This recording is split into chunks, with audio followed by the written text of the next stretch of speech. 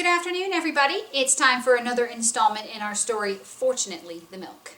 This is our third installment, so just to catch you up with what's happened so far, Dad was on his way home from the store with a gallon of milk when he was beamed up into an alien spacecraft and threatened. But before the aliens could do anything to Dad, he managed to escape the ship and fall into the ocean. From the ocean, he was pulled onto a pirate ship. And that is where we left him, was on the deck of a ship with some men and a woman who looked very cross. And we're going to pick up the story from there. So here we are with our book, Fortunately the Milk, by Neil Gaiman. And here we are on the deck of a ship. "Who be ye, landlubber?" asked the woman, who had a big hat on her head and a parrot on her shoulder. "He's a spy, a walrus in a coat, a new kind of mermaid with legs," said the men. "What are you doing here?" asked the woman. "Well," I said, "I'd just been to the corner shop for some milk, for my children's breakfast, and for my tea, and the next thing I knew—" "He's lying, your majesty!" She pulled out her cutlass. "You dare lie to the queen of the pirates?" Fortunately, I had kept tight hold of the milk, and now I pointed to it. If I did not go to the corner shop to fetch the milk, where did this come from? At this, the pirates were completely speechless. "Now," I said, "if you could let me off somewhere near to my destination, I would be much obliged to you." "And where would that happen to be?" said the queen of the pirates. "At the corner of Marshall Road and Fletcher Lane," I said. "My children are waiting for their breakfast."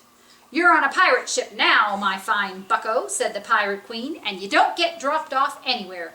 There are only two choices. You can join my pirate crew, or refuse to join, and we will slit your cowardly throat, and you will go to the bottom of the sea, where you will feed the fishes." "What about walking the plank?" I asked. "Never heard of it," said the pirates. "Walking the plank?" I said. "It's what proper pirates do. Look, I'll show you. Do you have a plank anywhere?" It took some looking, but we found a plank, and I showed the pirates where to put it. We discussed nailing it down, but the pirate queen decided it was safer just to get the two fattest pirates to sit on the end of it. "Why exactly do you want to walk the plank?" asked the pirate queen. I edged out onto the plank. The blue Caribbean waters splashed gently beneath me. Ooh, you have a picture. There he is, on the end of the plank. "Well," I said, "I've seen lots of stories with pirates in them, and it seems to me that if I'm going to be rescued—" At this, the pirates started to laugh so hard their stomachs wobbled, and the parrot took off into the air. "Rescue," they said. "There's no rescue out here. We're in the middle of the sea." "Nevertheless," I told them, "if you're going to be rescued, it will always be while walking the plank." "Which we don't do," said the pirate queen. "Here, have a Spanish doubloon, and come and join us in our piratical adventures. It's the 18th century, she added. And there's always room for a bright, enthusiastic pirate. I caught the doubloon. "I almost wish I could," I told her, "but I have children, and they need their breakfast." "Then you must die! Walk the plank!" I edged out to the end of the plank. Sharks were circling.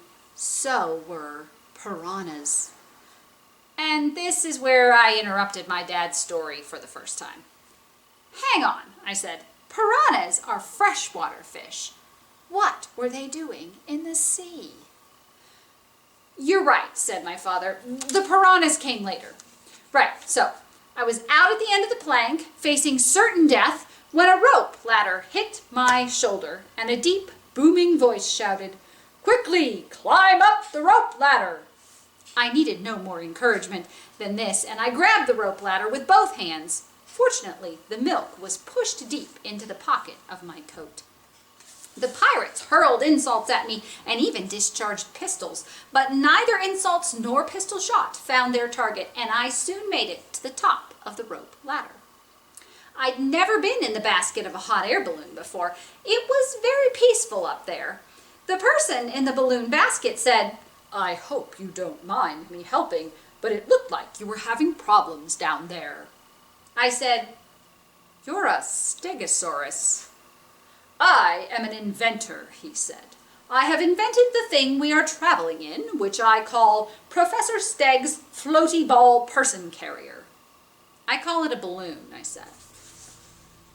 Professor Steg's floaty ball person carrier is the original name, he said, and right now we are 150 million years in the future. I think that's where. Now, as you'll remember, we like to illustrate little bits of this story, so my trusty assistant has built the next little bit out of Legos. See what you think. Please note that in this version, the part of Professor Steg will not be played by a stegosaurus, but by a velociraptor, because that's what we have in our house. Take a look.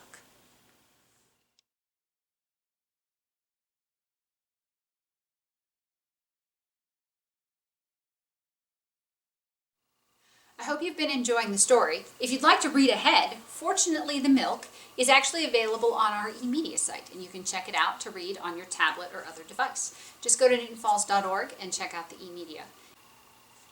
If you don't happen to have a library card, that's okay. We've now devised a way for you to get a digital card just using your mobile phone from your house. So you can go to our website for that as well. Just go to newtonfalls.org and you can get a digital card and start reading today.